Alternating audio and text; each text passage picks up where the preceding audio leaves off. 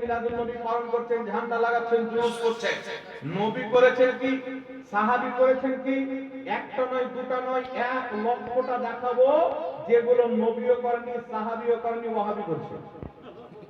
1,00,000টা দেখাবো।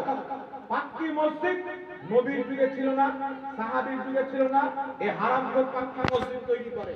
মসজিদের মিনার নবীর যুগে ছিল না, সাহাবীর যুগে ছিল না, হযরত ওমর বিন আব্দুল আজিজের যুগে তৈরি হয়েছে। তো নবীর যুগে ছিল না, সাহাবীর যুগে ছিল না, তাই তোমাদের নিকটে পড়লে জাহান্নামে যাবে। তো নবী সাহাবীর যুগে পাক্কি মসজিদ ছিল না, তোর মসজিদটা কবে ভাঙবি বল? মসজিদের মিনার ছিল না, মিনারটা কবে ভাঙবে? মসজিদের মেহরাব ছিল না, মেহরাবটা কবে ভাঙবে?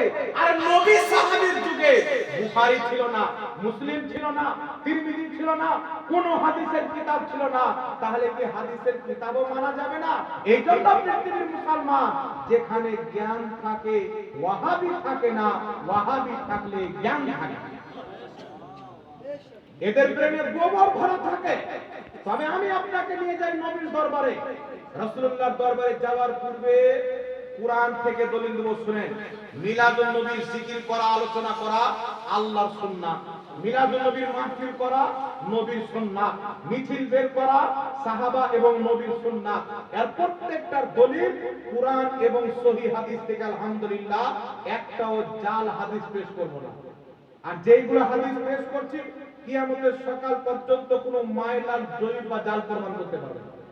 প্রথম আপনাকে বলি, নবীর জন্ম সংক্রান্ত আলোচনা করাকে মিলাদ বলা হয়। এখন আপনাকে বলবো আল্লাহর কোরআন খুঁজেন। কোরআন পাকে আল্লাহ বলছেন সালামুন আলাইহি ইয়াউমা উলিদা। ওই দিনকে সালাম যেদিন ইয়াহিয়া নবী জন্মগ্রহণ করেছিলেন। কোরআন পাকে আল্লাহ বলছেন ওই দিনকে সালাম যেই দিন ঈসা নবীর মিলাদ হয়েছিল। মুসা নবীর মিলাদের আলোচনা, জন্ম মানে মিলাদ, মিলাদ মানে জন্ম। মুসা নবীর জন্মের আলোচনা কোরআন পাকে, ঈসা নবীর জন্মের আলোচনা কোরআন পাকে। আপনাকে বলতে চাই, ঈসা নবীর জন্মের শত শত বছর পর আমার নবীর প্রতি আল্লাহ কোরআন অবতীর্ণ করছেন, কিন্তু ঈসা নবীর জন্মের আলোচনা করছেন আর তিনার জন্মের দিনকে সালাম দিচ্ছেন। ইয়াহিয়া নবীর জন্মের আলোচনা করছেন, তিনার জন্মের দিনকে সালাম জানাচ্ছেন।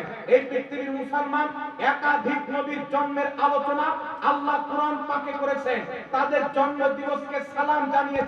এখান থেকে আল্লাহ পাক কি বুঝিয়েছে? মহান রব্বুল আলামিন সারা পৃথিবীকে একটা শিক্ষা দিয়েছেন যে কিয়ামতের সকাল পর্যন্ত নবীদের মিলাদ আলোচনা করা এটা বিদআত না, জায়েজ নয়, স্বয়ং আল্লাহর কোরআনের তরিকা।